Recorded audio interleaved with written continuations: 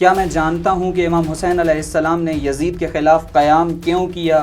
کیا میں امام حسین علیہ السلام کے متعلق صرف اور صرف اتنا جانتا ہوں کہ امام حسین علیہ السلام کے پاس شہادت کے علاوہ کوئی اور رستہ نہیں تھا؟ امام حسین علیہ السلام لاچار اور مجبور تھے نعوذ باللہ؟ تو پھر حسینیت کی الف بے بھی ہم لوگوں نے نہیں سیکھی۔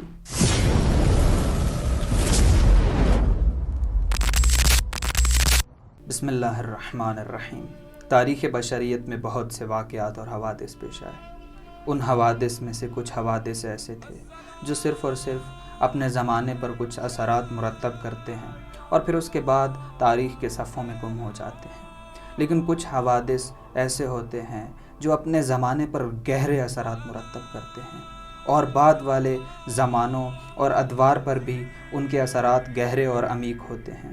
امام حسین علیہ السلام نے کربلا میں جو کارنامہ انجام دیا وہ انہی حوادث میں سے تھا، جن کے اثرات اس زمانے پر تو مرتب ہوتے ہی ہیں لیکن اس کے بعد والے زمانوں پر بھی مرتب ہوتے ہیں۔ کربلا میں امام حسین علیہ السلام نے جو کچھ کیا اس کے اثرات اس زمانے پر بھی مرتب ہوئے اور اس کے بعد والے زمانوں پر، حتیٰ آج بھی کربلا کے اثرات پوری دنیا میں دیکھنے کو ملتے ہیں اور تا قیامت یہ اثرات انسانوں کو آزادی اور نجات کا رستہ دکھاتے رہیں گے۔ آپ دیکھیے کہ امام حسین علیہ السلام کے اس کارنامے نے، جو امام حسین علیہ السلام نے 61 ہجری میں انجام دیا، اس نے امت کے سکوت کو توڑا۔ وہ ساکت امت جو یزید کے ہر ظلم پر خاموش تھی،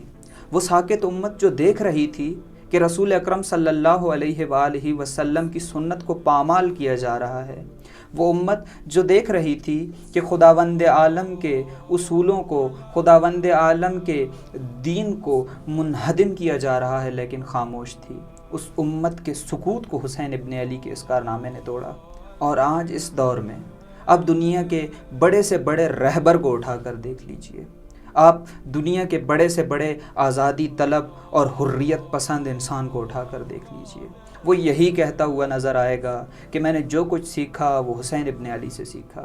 حتیٰ کہ مہاتما گاندھی کہ جنہوں نے ہند کو آزادی دلائی، وہ کہتے ہیں کہ میں نے جو کچھ کیا یہ نیا نہیں ہے، بلکہ میں نے جو کچھ ملت ہند کے لیے کیا وہ میں نے حسین ابن علی سے سیکھا اور اس کا ایک چھوٹا سا حصہ عمل میں لایا تو ہمیں یہ آزادی ملی۔ آپ دنیا کے کسی بھی رہبر یا کسی بھی حریت پسند انسان کی زندگی کو پڑھ لیجئے، وہ یہی کہتا ہوا نظر آئے گا کہ میں نے جو کچھ سیکھا وہ حسین ابن علی سے سیکھا، میں نے جو کچھ سیکھا وہ راہ حسین ابن علی سے سیکھا، میں نے آزادی اور نجات کا رستہ کربلا سے سیکھا۔ اب جب ہم نے جان لیا کہ قید کی زنجیروں میں جکڑی ہوئی قوموں کی آزادی کا رستہ حسین ابن علی کا رستہ ہے، کربلا کا رستہ ہے، نجات کا رستہ کربلا کا رستہ ہے، تو ہمارے لیے ضروری ہو جاتا ہے کہ ہم امام حسین علیہ السلام کی معرفت حاصل کریں، ہم لوگ امام کو سمجھنے کی کوشش کریں، امام کے قیام کو سمجھنے کی کوشش کریں، کربلا کو سمجھنے کی کوشش کریں،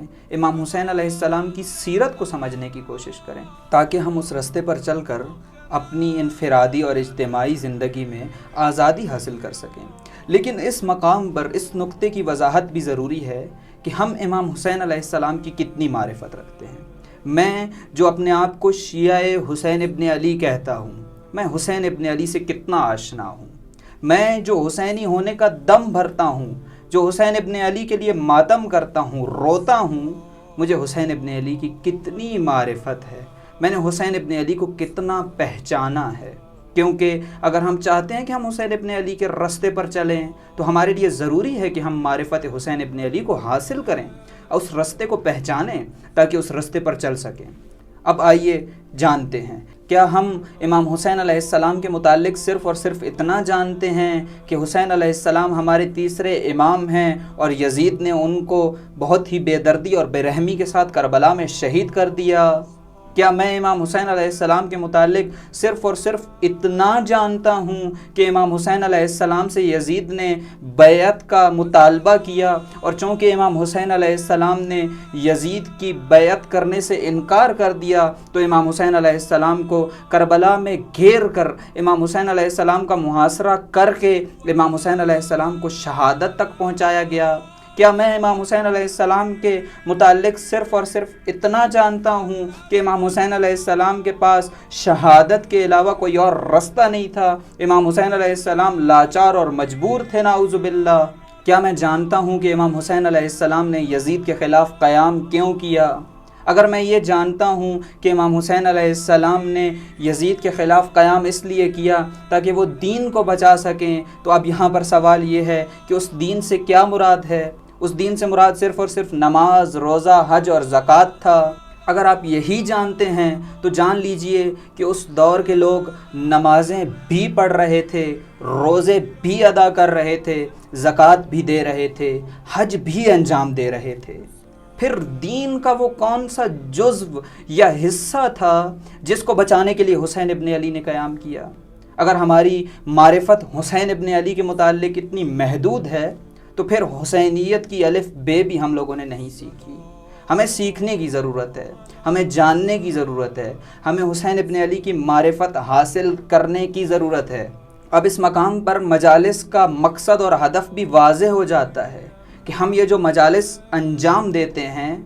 یہ ہمارے آباء و اجداد کی دی ہوئی کوئی رسم نہیں ہے جس کو سوچے سمجھے بغیر ہم صدیوں سے انجام دے رہے ہیں، بلکہ یہ ذریعہ ہیں کہ جن کے ذریعے ہم امام حسین علیہ السلام کے نزدیک ہو سکتے ہیں، ہم امام حسین علیہ السلام کی معرفت حاصل کر سکتے ہیں ان کے ذریعے سے۔ اور اگر ہماری معرفت امام حسین علیہ السلام کے متعلق اتنی محدود ہے